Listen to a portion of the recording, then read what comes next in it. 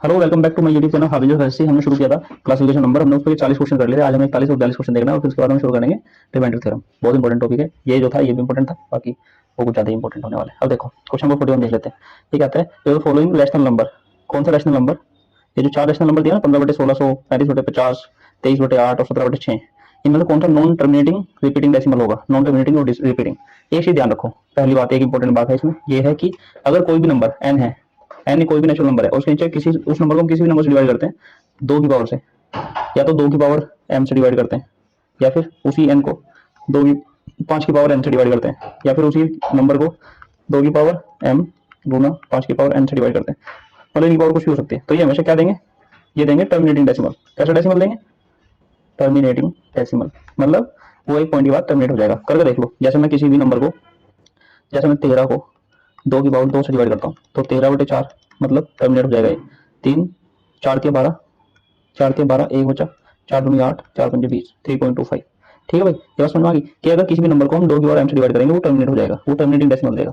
दो की 5 की पावर n से करेंगे, 5 की पावर किसी भी नंबर से करेंगे तो भी वो टर्मिनेट हो जाएगा, और दो की पावर m इंटू 5 की पावर n से करेंगे तो भी वो टर्मिनेट हो जाएगा। ठीक है, इस यही बात याद रखनी है। जैसे ये है, ये अगर मैं देखता हूँ पहला ऑप्शन, थोड़ा जूम करो, पहला अगर ऑप्शन देखते हैं हम, ये वाला पहला ऑप्शन देखते हैं 15/1600। इसका मतलब क्या है?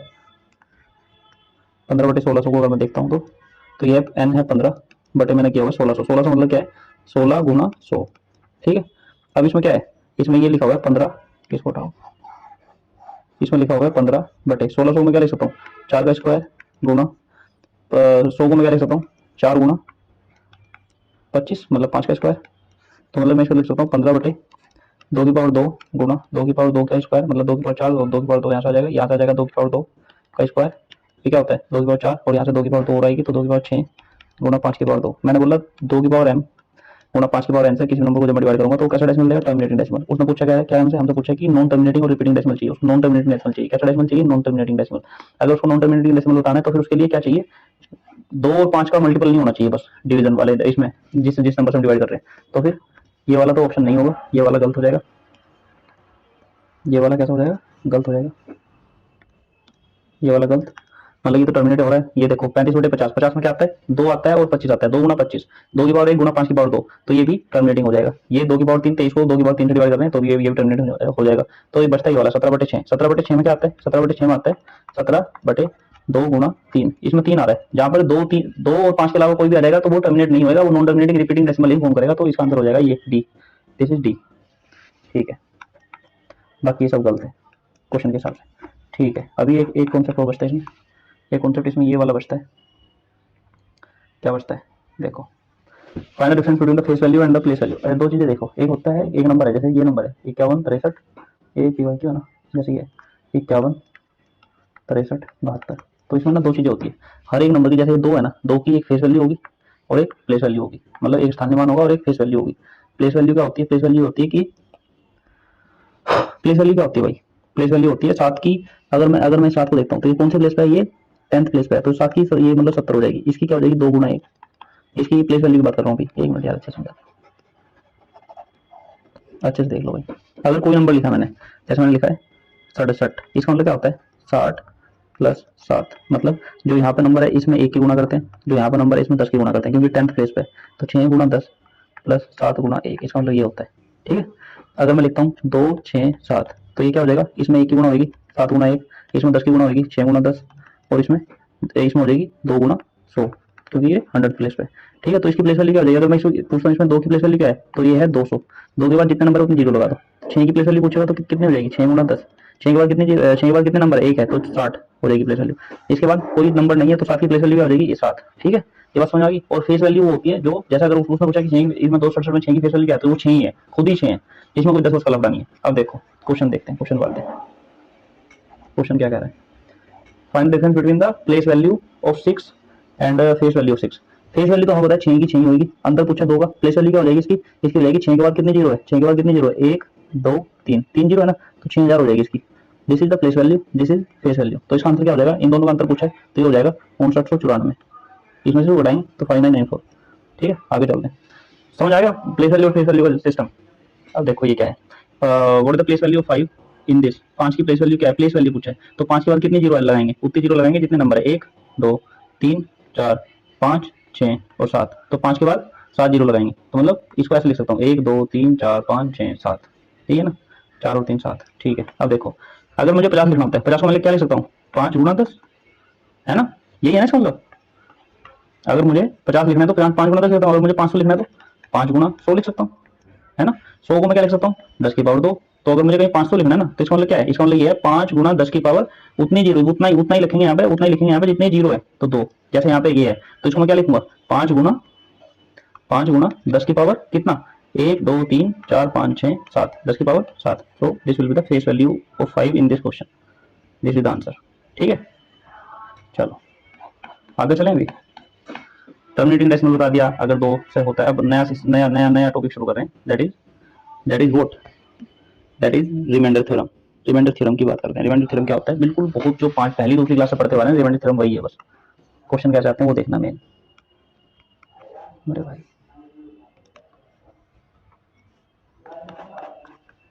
रिमाइंडर थ्योरम क्या शुरू कर रहे हैं, रिमाइंडर थ्योरम क्या है रिमाइंडर थ्योरम। रिमाइंडर थ्योरम ये है कि अगर कोई नंबर है, अगर कोई नंबर n है, n को अगर मैं किसी नंबर a से डिवाइड करता हूँ, ऐसा नहीं, बिल्कुल बेसिक से समझाता हूँ। ये देखो, जैसे कोई नंबर ले लिया मैंने 58, 58 को मैं डिवाइड करता हूँ किससे, 11 से, तो 11 से कितनी बारी जाएगा, 11 पंजे 55, कितना रिमाइंडर बचा, 3, ये रिमाइंडर हो गया। इसको क्या बोलते हैं, इसको बोलते हैं डिवाइजर। क्या बोलते हैं इसको, दिस इज कॉल्ड डिवाइजर, जिससे डिवाइड करना होता है उसको डिवाइजर बोलते हैं। इसको बोलते हैं quotient, QUOTIENT, quotient, this is called reminder.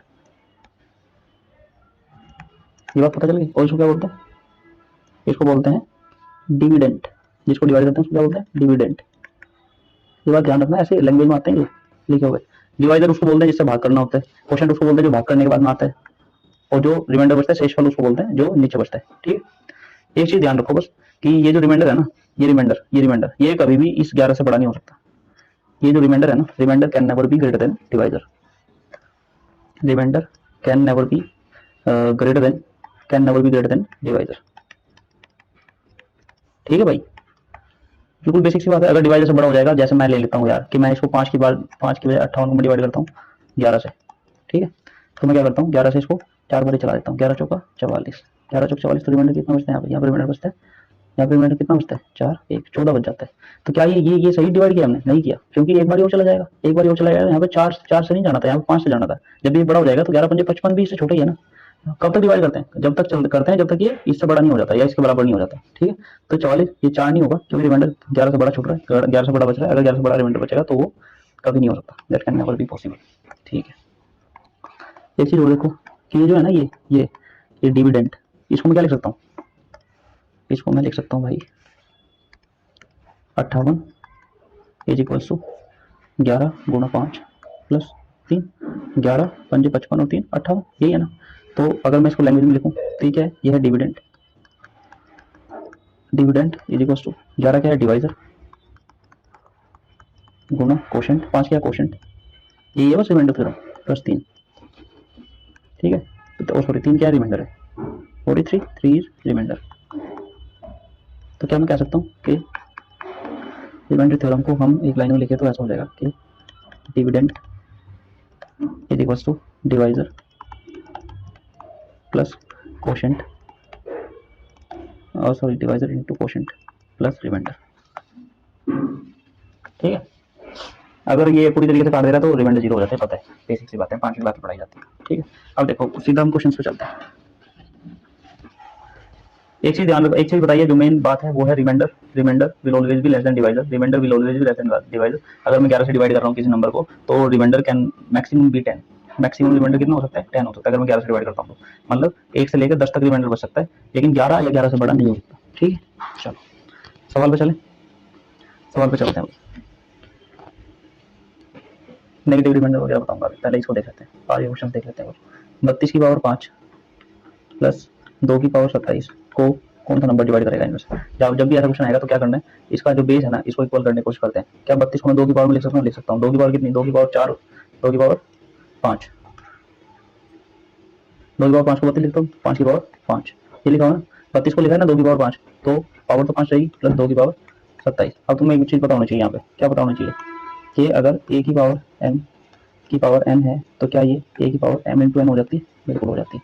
तो जैसे यहाँ पे 2 की पावर 5 की पावर 5 है तो मैं क्या लिख सकता हूँ, 2 की पावर 5 गुना 5, 5 गुना 5 को मैं क्या लिख सकता हूँ, 25 लिख सकता हूँ। 2 की पावर 25 प्लस 2 की पावर 27 को इनमें से कौन सा नंबर डिवाइड करेगा, ये पूछा उसने। अब क्या करेंगे, अब ये बन गया इक्वेशन,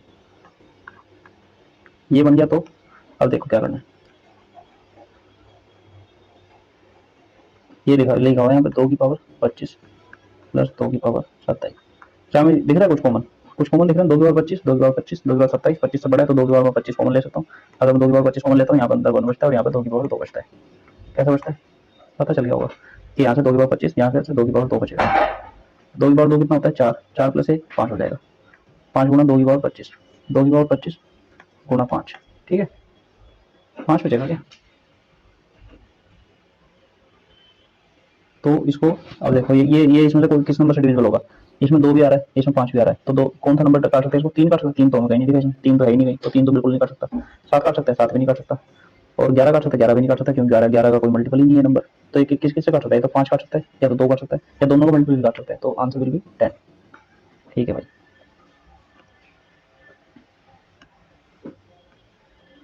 तो आंसर विल बी 10। चलो फिर आगे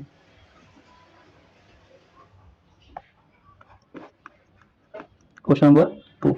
ये देखो 4 की पावर 12 प्लस 4 की पावर 13 प्लस 4 की पावर 14 प्लस 4 की पावर 15 को कौन सा नंबर काट सकते हैं इनमें से।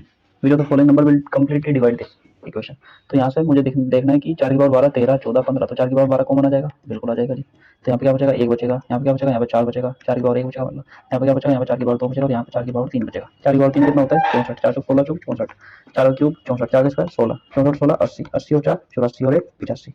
तो देखो भाई 4 की पावर 12 गुना 85, तो इसको मैं क्या लिख सकता हूँ, 4 की पावर 12 गुना 85, 85 को मैं क्या लिख सकता हूँ, 17 गुना 5 है भाई। तो 5 भी काटेगा, 17 भी काटेगा, 4 भी काटेगा, 4 का स्क्वायर भी काटेगा। 4 वाले तो देखना ही नहीं क्योंकि 4 वाला ऑप्शन में ही नहीं होगा। तो 3 काट सकता है, 3 तो नहीं है काटेगा, 7 काटेगा, 7 भी नहीं काटेगा, 11 काटेगा नहीं काटेगा, तो 17 तो बिल्कुल काट सकता है। चलो फिर this will be the answer. Next question, इसमें से सेम लगाएंगे दिमाग। 5 की पावर 71, 5 की पावर 71, 5 की पावर 72, 5 की पावर 73, बड़ा करूँ थोड़ा सा। 5 की पावर 71, 5 की पावर 72, 5 की पावर 73, 5 की पावर 74, 5 की पावर 75 को कौन सा नंबर काटेगा। तो 5 की पावर 71 मैं कॉमन ले सकता हूँ, ले लिया कॉमन, अंदर क्या बचेगा, यहाँ पे 1 बचेगा, यहाँ पे 5 की पावर 1 बचेगा, यहाँ पे पूरा पूरा नंबर बाकी लगा तो 1 बचा, और यहाँ पे 5 की पावर 1 बच जाएगा क्योंकि 5 की पावर 71 गया। 5 की पावर 71 में जब इसकी गुणा करूँ तभी तो 5 की पावर 72 आएगा, प्लस 5 की पावर 73 में से 5 की पावर 71 चला गया तो 5 की पावर 2 बचेगा, 5 की पावर फिर यहाँ पे 5 की पावर 3 बचेगा और यहाँ पे 5 की पावर 1 सेकेंड।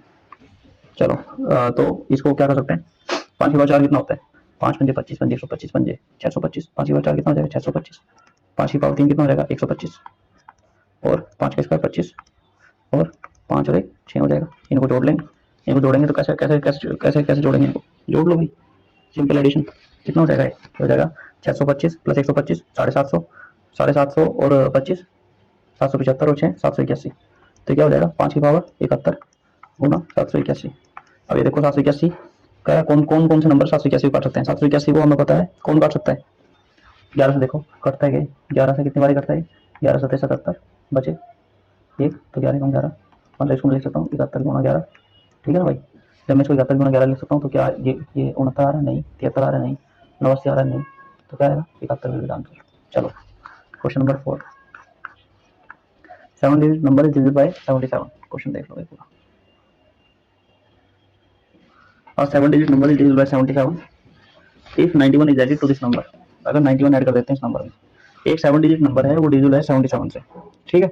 तो क्या मैं उस नंबर को लिख सकता हूँ ऐसे, अगर कोई नंबर किसी से डिविजिबल होगा पूरी तरीके से, मतलब ये है कि देखो जैसे मैं तो बोलता हूँ 25 is divisible by 5, completely divisible है। इसका मतलब क्या, इसका मतलब ये होता है, इसका मतलब ये होता है कि 25 को मैं लिख सकता हूँ 5 गुना n, 5 के n टाइम होगा ना, रिमाइंडर 0 है, ठीक है ना, 5 से कुछ टाइम बार कटेगा। तो अगर कोई नंबर 77 से कंप्लीटली डिविजिबल है तो उस नंबर को क्या मैं लिख सकता हूँ कि 77 गुना n।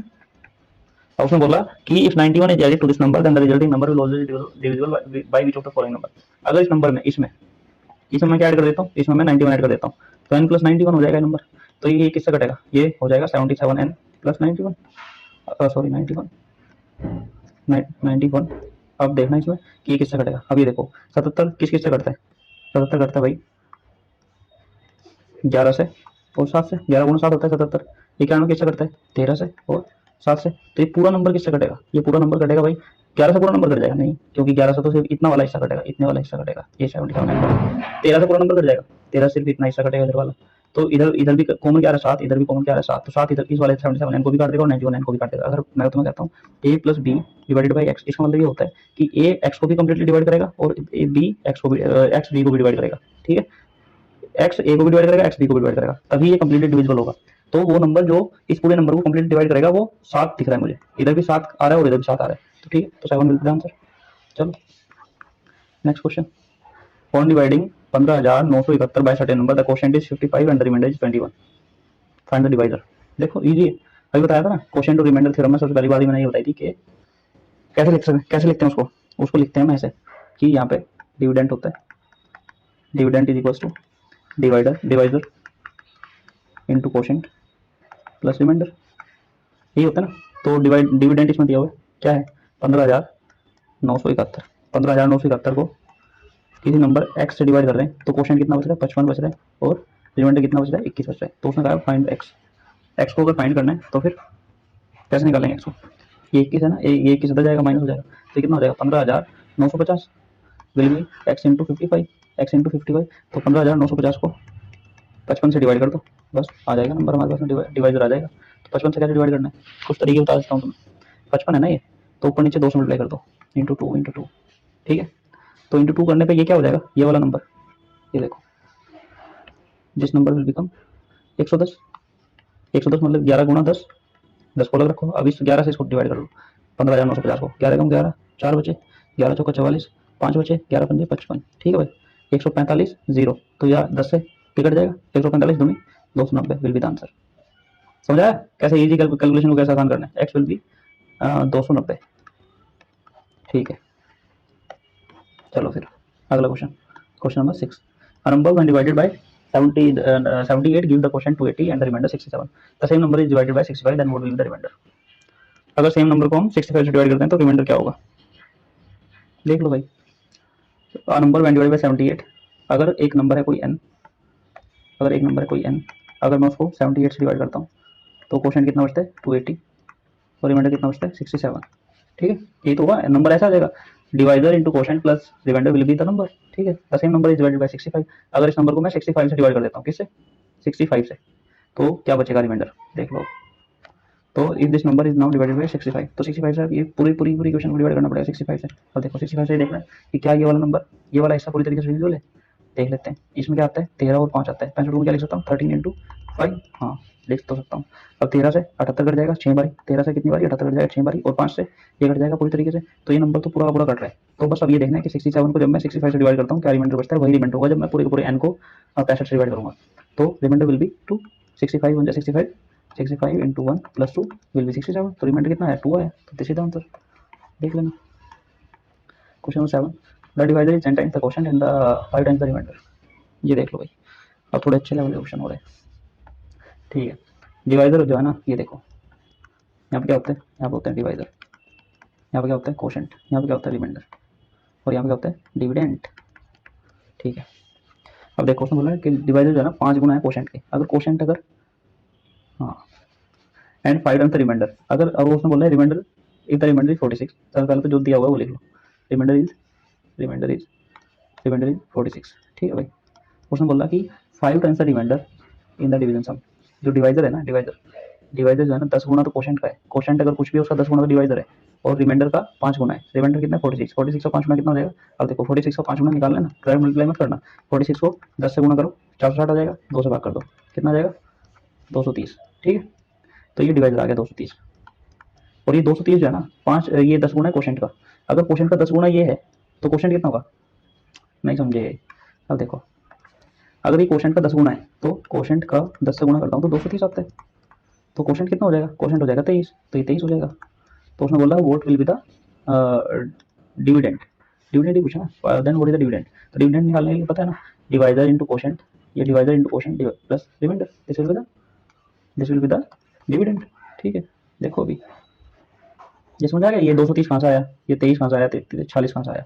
तो अब बस डिविडेंड निकालना है, तो dividend will be divisor into quotient plus reminder.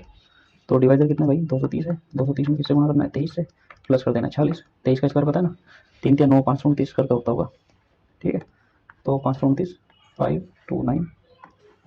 5290 plus 46, this would come out to be 6 आएगा लास्ट में, तो ये कितना हो जाएगा 5336, 5336, ठीक है भाई। चलो क्वेश्चन नंबर 8 पे चलते हैं। Number x is divided by a divisor is seen that the divisor is 4 times the quotient and double the remainder. If the remainder is 80 then what is the value of x? When a number x is divided by a divisor, एक number है x, एक number x को divide किया है किससे divide किया है, divisor से डिवाइड किया है। यहाँ पे डिवाइजर जो कि डिवाइजर कितना है 4 गुना है क्वोशेंट का, एंड डबल द रिमाइंडर। यहाँ पे देखो यहाँ पे क्वोशेंट है और यहाँ पे रिमाइंडर होगा, रिमाइंडर दिया हुआ है, यहाँ पे रिमाइंडर कितना दिया हुआ है, इधर remainder is 80, find the value of x। अब देखो रिमाइंडर कितना दिया हुआ भाई, reminder is 80।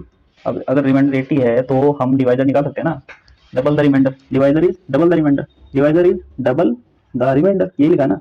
when number x is divided by a divisor it is seen that the divisor is equals to double the remainder, double the remainder मतलब 160 and 4 times the quotient, quotient का 4 गुना 160 है, quotient का 4 गुना है ना, तो quotient को 4 गुना करेंगे तो 160 आता है।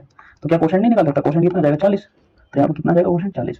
तो क्या मैं x निकाल सकता हूँ, बिल्कुल निकाल सकता हूँ, 160 गुना 80 प्लस सॉरी गुना 40 divisor into quotient plus remainder, this will be x will come out to be this one, 16 64 20 64 80 will be the answer, है ऑप्शन में है, तो ये रहा। चलो फिर आगे चलो, question number 9। In a division sum the divisor for the quotient and twice the remainder if a and b are respectively the divisor and the dividend, then कौन सी इक्वेशन सही होगी। ये थोड़ा अच्छे लेवल का क्वेश्चन है भाई, देख लो इसको। इन a division sum the divisor is 4 times the quotient, ये देखो if a and b are the divisor and dividend, ये a है भाई डिवाइजर, b एक डिविडेंड है, ठीक है।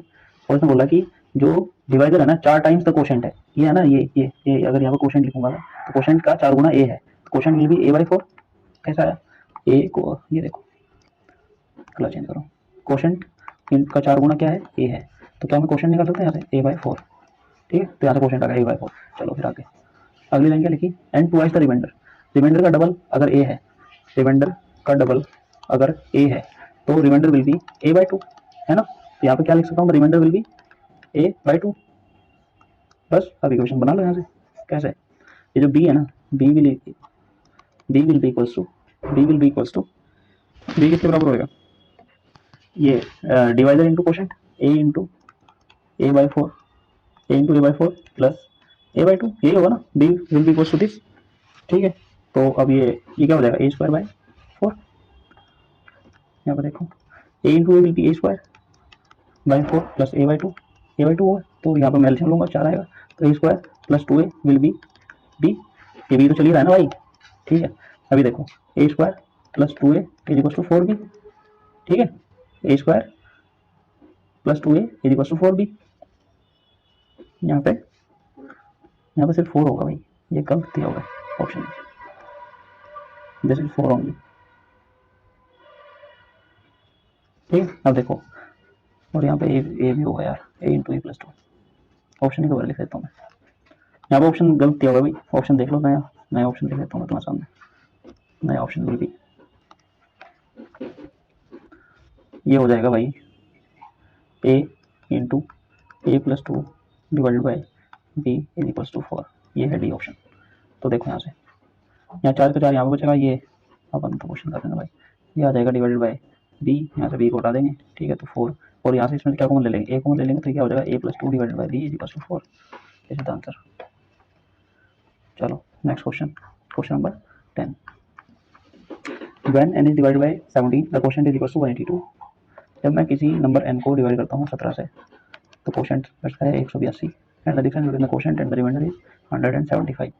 यहाँ पे कुछ रिमाइंडर बचेगा, उसने बोला रिमाइंडर और क्वोशेंट के बीच का अंतर कितना है। पहली बात तो एक बात बताओ, जो रिमाइंडर होगा 17 छोटा होगा, बिल्कुल छोटा होगा, तो 17 छोटा है ना, तो उसने बोला कि 17 छोटा तो नहीं हो सकता, मतलब रिमाइंडर लेस देन दिस, 182 छोटा है रिमाइंडर, अगर रिमाइंडर 182 छोटा है तो एक बात बताओ कि इन दोनों के बीच का अंतर कितना है, 175 है ना, तो इससे बड़ा तो नहीं हो सकता ना, 182 में 175 तो नहीं जोड़ सकते, 182 में से 175 घटाएंगे तो मतलब यहाँ पे कितना आ जाएगा 7, रिमाइंडर 7 है। कैसे पता चला ये 7 है? 182 और 175 जोड़ूंगा तभी तो रिमाइंडर ये अंतर 175 रहेगा, क्योंकि ये remainder can never be greater than 17, ठीक है, इसलिए 7 होगा, तभी तो इनके बीच का अंतर 175 होता है, ठीक है। तो n will be equals to n will be 17 गुणा 182 divided into quotient plus remainder, ठीक है। अब इनकी मल्टीप्लाई कर लो भाई, 17 दूनी 34, 7 17 दूनी 34, 4 7 11 1 आएगा 3100, 1 will be the answer. Unit digit देख लो ना, 17 की 2 मल्टीप्लाई करें यूनिट डिजिट 4 आएगा, यहाँ पे ए प्लस है भाई, ये प्लस है, प्लस प्लस प्लस प्लस करते हैं ना रिमाइंडर को, तो 7 दूनी 14 unit digit 4 plus 7 unit digit को जोड़ेंगे तो यूनिट डिजिट 1 ये तो यूनिट डिजिट एक ही 1 है, बाकी सब अलग अलग थी, यूनिट डिजिट देख लिया। सॉल्व भी करोगे तो भी 3101 आएगा। चलो आगे क्वेश्चन नंबर 11 देखो, ये 10 तक ही करें आज, चलो 10 तक ही छोड़ दें, कल करें 11 पर, अभी देख सकते हैं। 2 positive number differ by 2001, 2 positive number का अंतर 2001 है। When the large number is divided by the smaller number the quotient is 9 and the remainder is 41, the sum of the digits of the large number, मतलब large number निकालना है basically, large number की सम of the digits हम निकाल लेंगे। अभी देखो 2 positive number है, मैं मान लेता हूँ कि एक ए है और एक बी है, और मैं बोलता हूँ कि ए बड़ा है, मैं ये मान के चलता हूँ कि ए बड़ा है बी से, क्योंकि उसने बोला है कि when the large number is divided by the smaller number, जब बड़े नंबर को छोटे नंबर से डिवाइड करते हैं, मतलब जब मैं ए को बी से डिवाइड करता हूँ तो मेरे पास में क्वेश्चन बचता है 9, क्वेश्चन बचता है 9 और रिमाइंडर बचता है 41। मतलब समझ लो कि a is equal to b into 9 plus 41, ये समझ ली बात कैसे हुआ। और एक चीज़ और पता है, ये कहाँ से लिखी, पता चल गया ये क्वेश्चन कैसे लिखी, a is equal to 9b plus 41, ठीक है। अब देखो एक चीज़ और बोल रहा है, इन दोनों के बीच का अंतर कितना है, इन दोनों के बीच का अंतर 2001, मतलब a माइनस बी करता हूँ तो अंतर आता है 2001, ठीक है। तो मैं यहाँ से लिख सकता हूँ a is equal to b plus 2001, लिख सकता हूँ ना भाई, बी उधर चलेगा प्लस में 2001 प्लस बी, तो ए की जगह में क्या लिख सकता हूँ, b plus 2001 is equal to 9b plus 41, ठीक है।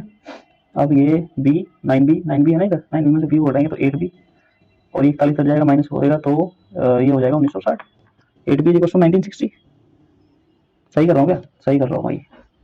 अब देखो 8 से डिवाइड करते हैं, 8 दूनी 16 3 बचे, 8 चौका 32 8 पंजे 40, बी आ गया भाई 245, बी अगर 245 है तो बड़ा नंबर क्या होगा, दोनों के बीच अंतर कितना है भाई, दोनों के बीच अंतर कितना है 2001, तो मैं यहाँ लिख सकता हूँ बड़ा नंबर क्या हो जाएगा, बड़ा number will be 245 plus 2001, a b plus 2001, ठीक है। तो कितना हो जाएगा 5 और 1 6 6 4 2 2 2246, 2246 के डिजिट का सम पूछा आपने, सम ऑफ द डिजिट्स, 2 दूनी 4 2 2 4 4 8 और 6 14, 14 विल बी द आंसर, ठीक है। चलो बस आज तक रखते हैं, बाकी rest of the things will be done tomorrow. If you like, if you if you got anything, just like, share, like, do like, share and subscribe. Comment करना ना भूले. Thank you so much.